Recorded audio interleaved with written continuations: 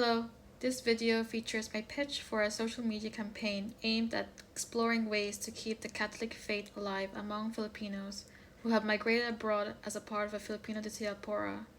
To provide context to my presentation, I will display a series of slides featuring my memories of the Catholic Filipino culture. So talking about now my new idea, I will be throwing away my first plan. My first plan was supposed to be reaching out as well as like looking into my primary research, which were supposed to be a priest and an art historian. And the priest I was gonna look into was Father Roderick Vohogen, and he and I don't really need to look into them anymore, as with the priest, he is an expert in Catholic references in TV, anime, etc. And I don't think he's relevant anymore, as like I won't be looking into um, Catholic imagery in those like mediums, and instead instead I will have to find a Filipino priest or a Filipino expert in Catholicism in the Philippines about how it is practiced and the impact on the Filipino community. As he's not relevant anymore, as like it doesn't make sense for me anymore. So I'm gonna have to find someone who's a Filipino priest or a Filipino expert. And then with the art historian, I don't really need them. I don't really need an art historian as well anymore, but instead I will need a focus group, and it would be great to have like maybe under 5 people in my age group or above, Gen Z to millennials, and I will have to ask them for their own experiences on what it was like to be a Catholic back then or now, photographs of what it was like for them to experience being a Catholic, or like images they found into the internet or somewhere, or like referrals of like people they know that would talk about this topic. And yeah, like that's my new plan.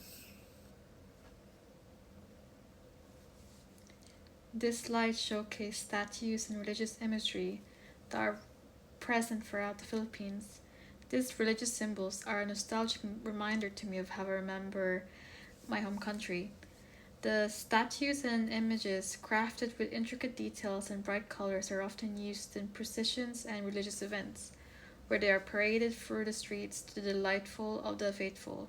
They also play an important role in the daily lives of Filipinos, as they are often placed in homes and public spaces as a way of showing devotion and seeking blessings. Additionally, these religious icons have been a source of inspiration for local artists, who have incorporated them into their works of art. From paintings to sculptures, these symbols of faith have been reimagined countless times, added adding to the vibrant artistic scene of the Philippines. My artifacts target digital native consumers, particularly millennials and Generation Z, who prefer visual first social media platforms like Instagram and TikTok. LSN Global offers studies on these demographics. I found a market for generation homebodies who prefer staying at home, and LSN Global also has this macro trend called nostalgia for digital natives who prefer non corporate and non polished content from independent creators. A quote I found useful suggested being Tumblrable and Pinterest king to engage users. With this, I can investigate the potential of Tumblr and Pinterest visuals to capture the young audiences effectively. The term diaspora refers to the dispersal of people from their original homeland to other parts of the world. Theorist Stuart Hall believed that cultural identity encompasses not only a matter of being, but also a matter of becoming, with a significant impact on the future as it has had on the past. Hall asserted that identities are constantly changing and go beyond time and space. He straddled the line between intellectual pessimism and historical optimism, despite restraining an authoritative viewpoint. As a Filipino immigrant, balancing my new culture and my heritage can be challenging.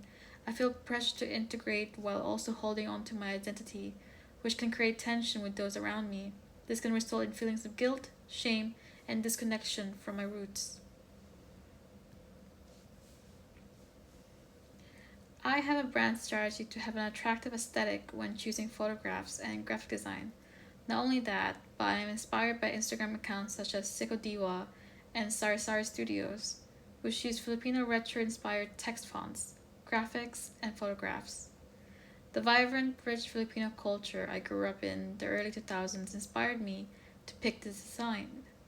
It is a good combination to have an old traditional design with the Roman Catholic faith, which has been around in the Filipino community for over 500 years.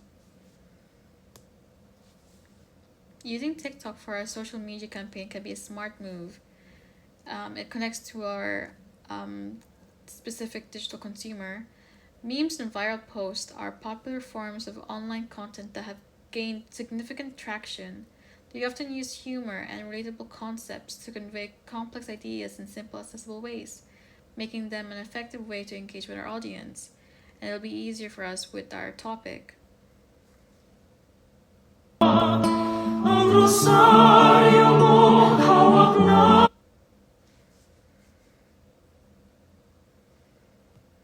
So this is my brand guideline initial idea mood board.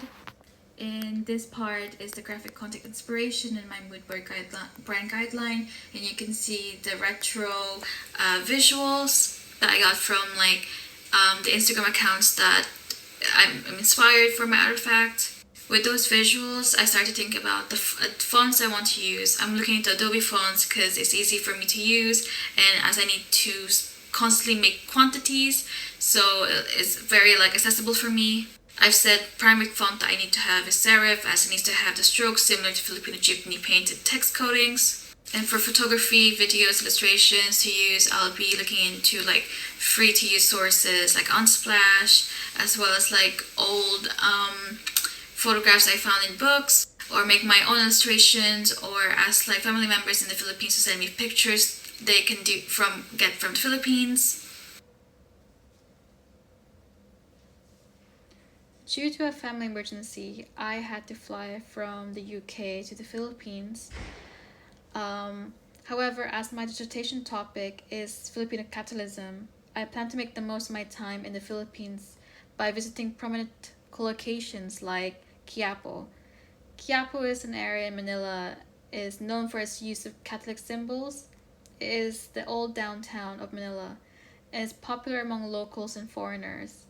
It's an important location in the city, which is the Quiapo Church, as you can see with the white church. It hosts annual celebrations of the Black Nazarene, which attracts many people. Visiting these locations will provide valuable information for my dissertation. I will speak with local and gather visual aids to immerse myself in the local culture and gain a deeper understanding of my topic.